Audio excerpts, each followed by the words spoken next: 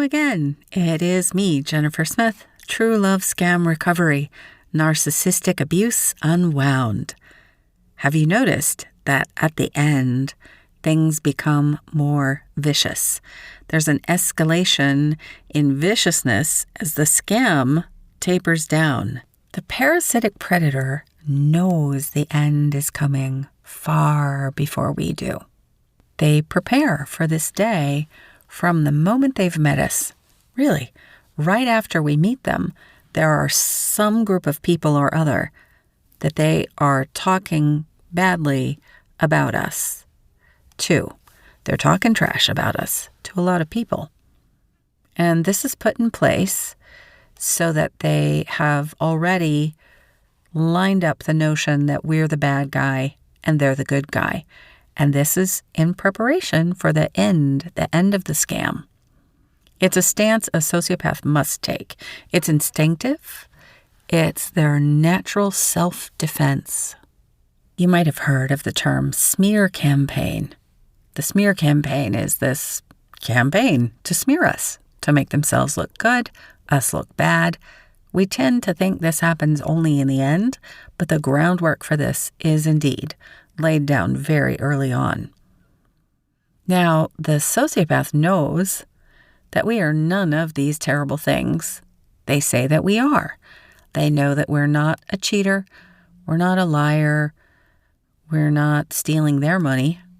We know what's really happening there. They're taking every bit of ours that they possibly can.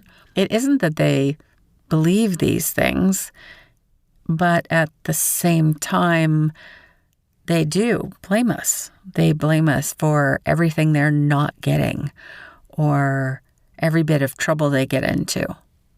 So paradoxical. Everything about life with one of these nutbags has a duality to it. Every part of the experience with them has a double-sided element. In the end, they're doing things behind our backs that we cannot fathom. In addition to talking trash about us, when they get a feeling, a sense that we are going to end things, this is when they really dig in. This is when they dig in, taking more money or taking things out of the house, maybe taking loans out in our name, different things that we don't know are happening in the background. Very, very often what this is they simply steal. Literally. Carry things out of the house. Our jewelry, small electronic devices, artwork, anything they think they can re-gift or sell. They pawn a lot of the things that disappear from our homes. It is not the case that this will happen for every single one of us. Be on the lookout for it, prepare for it, protect yourself so that this is not an experience that you have, just in case. If you're listening to this and you have not broken up yet, you haven't moved out of their place or gotten them out of your place or just ended this thing yet, please don't telegraph to them that you're planning on leaving. When you are in their presence, keep your mind a blank, a pleasant blank. Think about daisies or bunny rabbits. You don't want to hold any kind of feelings of anger or hostility in your body when you are in their presence. You definitely don't want to talk about breaking up, because if we signal to them what we're doing, and absolutely if we directly tell them what we're doing, they're going to dig in behind our back harder, quicker. And it's mind-boggling to imagine, but they really do steal. By the time we've been with them for a couple months, they've probably gone through absolutely every single thing in our home, every drawer, every nook, every cranny. A lot of you have probably heard the term gray rock. I don't go with that. I don't but I don't really quite know what that means.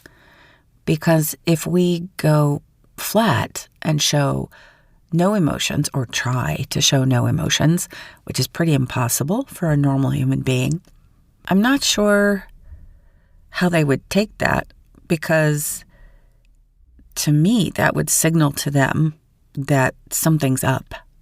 I really am a proponent of keeping your mind a blank, a pleasant blank, as I mentioned earlier, daisies, bunnies, butterflies.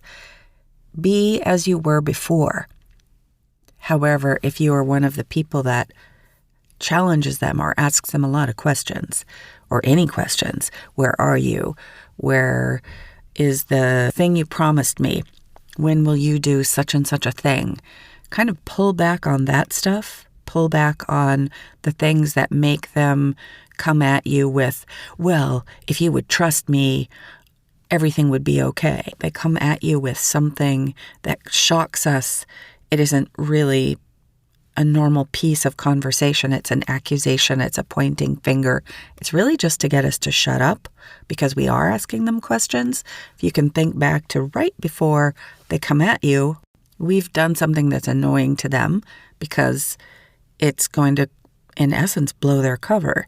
They can't be normal. They can't pay the bills on time, typically. Some do. Rare, but some do. It is part of how they're hiding what they are if they pay the bills on time. Mostly they don't. They leave the gas tank empty. They don't even take the garbage out or do the dishes, unless, of course, they're posing as the house mouse, which is a style of persona which involves doing the cooking and cleaning, even a man, right? I call that the house mouse. When you have decided you're going to leave or you're realizing you're thinking about leaving, don't change anything about what you do other than stepping back a little bit from the things you might normally ask them about or expect of them and watch them. Just begin to watch them. And at the same time, please get your ducks in a row. Get things that you value out of the house. Sentimental items, documents, passports, birth certificates. Remove them from any place that they might have access to them. Even if you have to get what are they called? At a bank, the box where you lock your things. You know what I'm talking about? Put them with a friend. Put them somewhere in your workplace if that's appropriate or you're able to do that. The point is to take the things that you value, the things that are important, that would give them financial information, access to using your identity, somewhere else, out of their reach. Do not leave these things with a person who is in touch with the sociopath or a, quote, friend of the sociopath, right? This is you breaking away behind the scenes, and you want to do this quickly. They can sniff out that things are shifting. They do know when the end is coming before we do. What you're trying to do is reduce that giveaway and get out or get them out. You can also do this in preparation to kicking them out. Don't think that only bad things happen when we're the one that moves out. It's equally bad or perhaps worse when we kick them out as far as what they do to try to take more quickly behind our backs. What you're concentrating on, focused on, is your own well-being, your own safety. This is a truly dangerous time when we're leaving or getting them out, whether they lived with us or not. And if they didn't live with you, if they were ever inside your home, get new locks on the door as soon as they are gone, as soon as it's ended. Change the locks on your doors, whether they lived with you or not. I recommend everyone change the locks, not to freak you out, and not because I really think that every one of them is going to try to get back into our homes using our keys, but because it's going to make you feel better, so much better it will be shocking. The post-trauma really hits as soon as we end it, and a part of that is fear.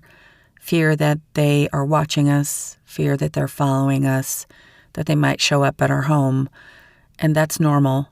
It's also common sense, and yet it is an overaction of our fear center. That is one of the things that's going on in post-trauma, which I realize I will do a whole separate podcast about. I really hope some of this was useful for you today. I was a little bit all over the place. These podcasts are 100% unscripted and essentially unplanned. You can email me anytime, jennifersmith@truelovescam.com.